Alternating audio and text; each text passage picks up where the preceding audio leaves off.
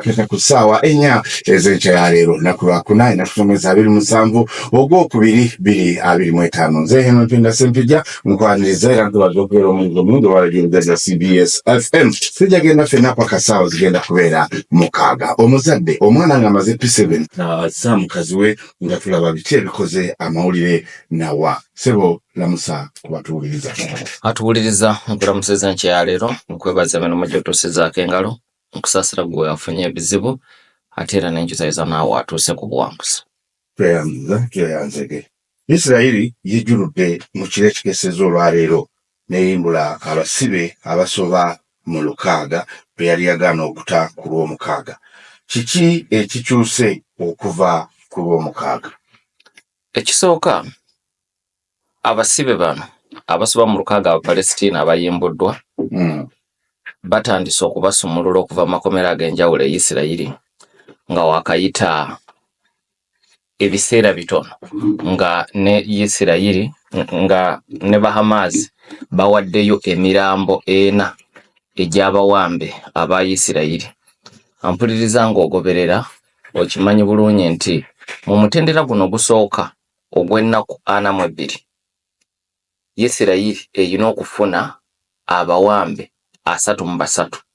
kwabo abadde bakyasigaddeyo. Kati emirambo gino 4 gye gifundikidde abantu n'emirambo 33 abayina okuvaayo mu nnaku 82 yadde ennaku 42 zo zigwa ku nkomerero ya wiiki eno. Zaatandika ennaku z'omwezi 19 omwezi ogwa Gatonnya oguwedde. Bw'ogatta ku nkomerero ya wiiki eno ennaku 42 zijja kuba ziggwaayo. Kakati emirambo gino mu bantu 33 ne mu ndagaano kyalambikibwa bulungi nti abamu balamu abamu bafu. Kakati nga n'ennaku tezinnaggwaayo Hamas etuukiriza obuvunaanyizibwa bwayo bonna n'ebawaayo. N'olwekyo okwo kubadde kuseeseetuka ku ludda lwa Hamas kubanga obadde obuuza kiki ekireetedde Isirayiri okwekyusa. Yeekyusa ku lw'omukaaga n'eteekawo obukwakkulizo obupya. Ensonga zaali nnyingi Ssaabaminisita wa Isirayiri Netanyahu ze yawa lwaki yali yeekyusiza ku lunaku olw'omukaaga kuba enkola ebaddewo eri nti mu zino ennaku 42 nti olunaku Isirayiri lweyimbula abawambe Hamas lweyimbula abawambe ne Isirayiri lwesumulula abasibe era kibadde kitambula bwe kityo. Wabula ku lw'omukaaga si bwe kyatambudde. Abantu Hamas yabasumulula 6 nga bukyali olunaku ne luziba ne bukya ku Sande n'okutuusa olunaku olw'eggulo nga yo Isirayiri tetadde bantu abo. Mu kiro ekikeesa ku Sande Netanyahu n'afulumya ekiwandiiko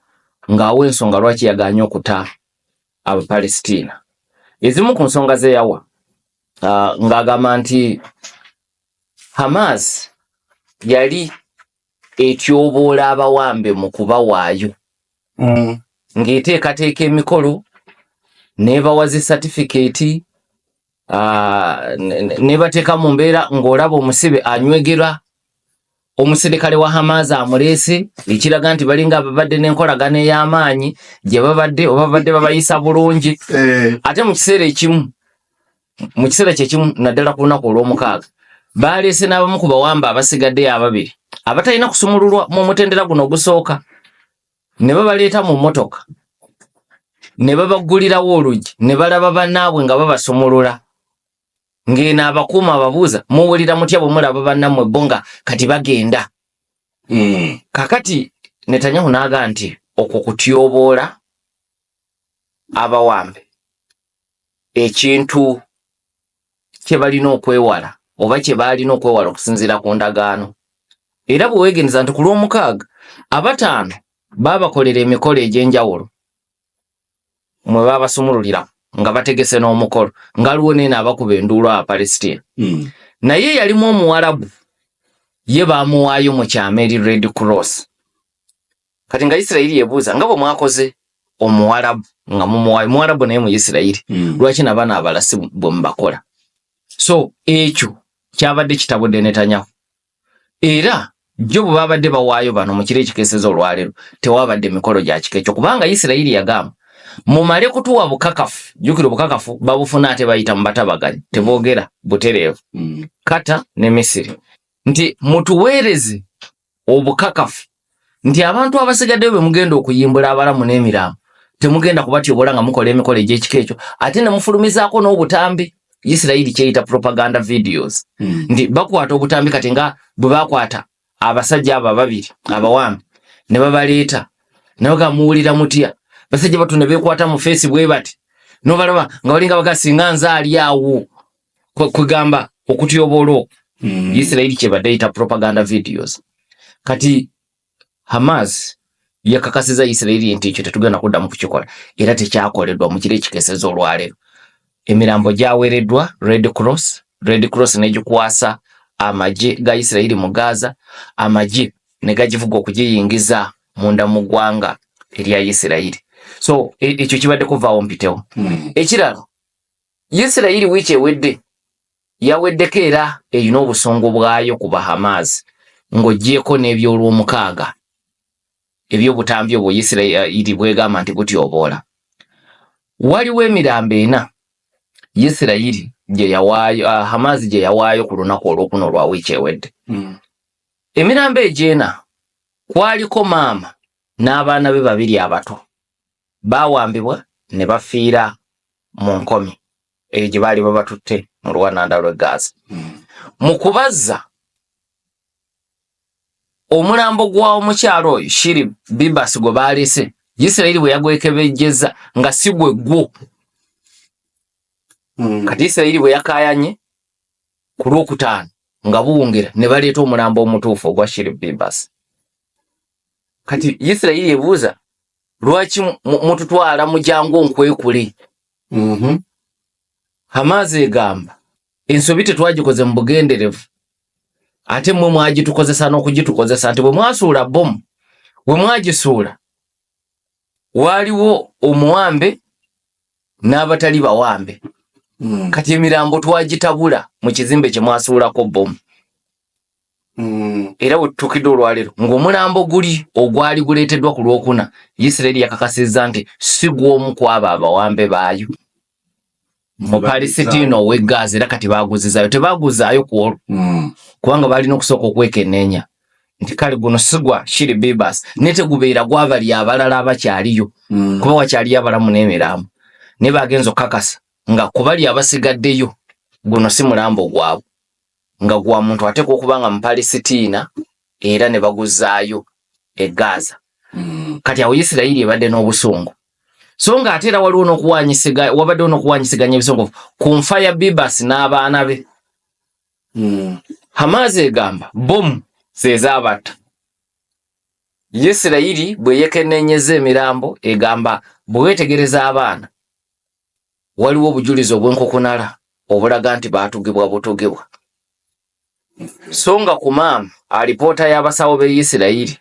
abeekebejja emirambo eraga nti tewali kabonero nti bomu ye yamutta ye teboogera ku kutugibwa naye Isirairi ewakanya kiri ekyaba Hamas nti bomu ye yakuba enju mwe yali n'alyoka afiirawo so bwe tuddayo ku kibuuzo kyo biki ebikyuse nti ekimu ku bikyuse Isirairi yateekawo obukwakulizo twagala musooka mutuwa obukakafu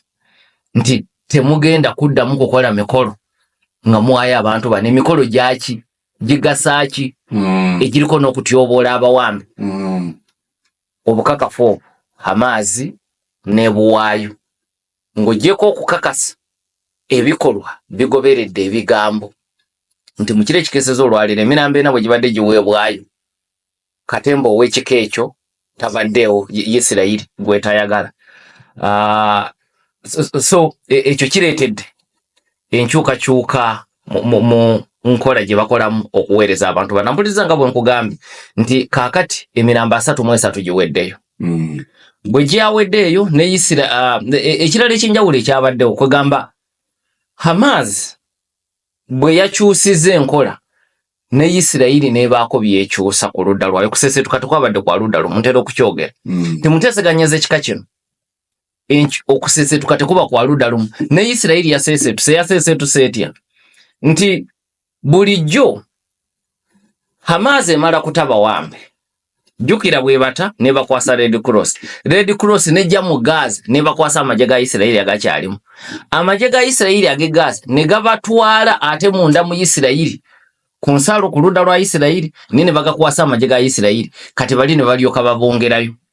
okubatuusa Tel Aviv ne walala mu malwaliro abalwadde gye balina okwongera okwekebejjebwa abalamu ate emiramu gye giyina okwekebejjebwa okukakasa oba gye gy'abantu abo Abayisirayiri abaabula. So kakati mu nkola ebaddewo mu nnaku zina ezigenda okubeera 42 nga Isirayiri tesumulula musibe wa Palestine nga abaayo tebannaba kutuuka ku butaka. Naye ku luno ku ssaawa 7 kasita Isirayiri yakakasiza nti Red Cross efunye emiramu n'etandika okuyimbula Palestine. Katukomewo. Chabasafama Radio Buga 88.8 CBS FM.